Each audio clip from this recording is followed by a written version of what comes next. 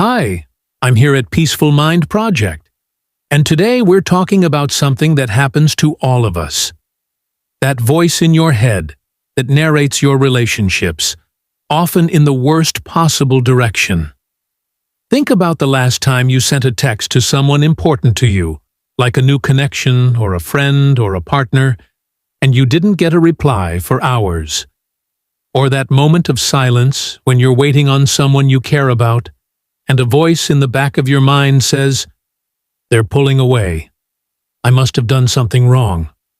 In our previous videos, we talked about how your brain filters the love you receive, how it uses your past history to decide if someone's being sincere.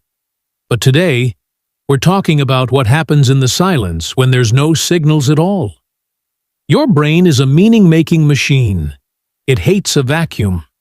And when there's an absence of information, your brain doesn't just wait, it generates a story. And there's a specific network in your brain called the default mode network, and we'll just say the network for short.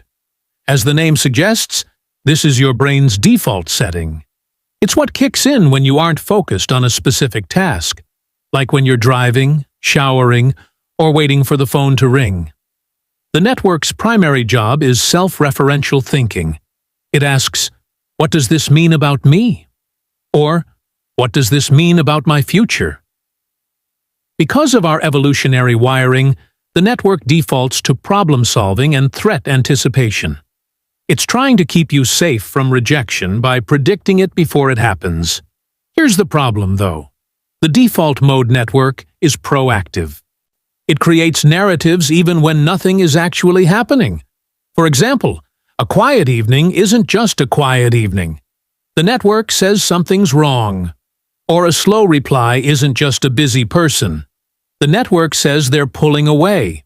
The default mode network even begins to project the outcome before the other person speaks. It assigns motives to them based on your past relationship failures. And this is what we call negativity bias. It replays your greatest hits of rejection and uses them as a script for your current life. And when we believe the story, we act on it. We overtext to seek reassurance, or we test the other person, or we pull away first to protect ourselves.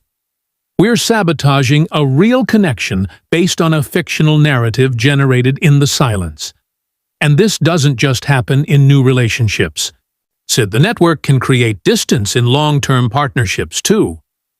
Let's say your partner seems quiet one evening, and then the story machine is running, saying, "They're unhappy with me. Something's wrong, and they're just not saying it." The same pattern plays out with friends. A canceled plan becomes, "They don't really want to spend time with me." The network doesn't discriminate. It generates stories in any relationship when there's silence or ambiguity. So, how do we shut off the story machine? Here's what's happening in your brain. The default mode network activates when your attention turns inward toward yourself, your worries, your predictions. But when you deliberately shift your attention outward to what you can see, hear, and feel right now, you activate different brain circuits.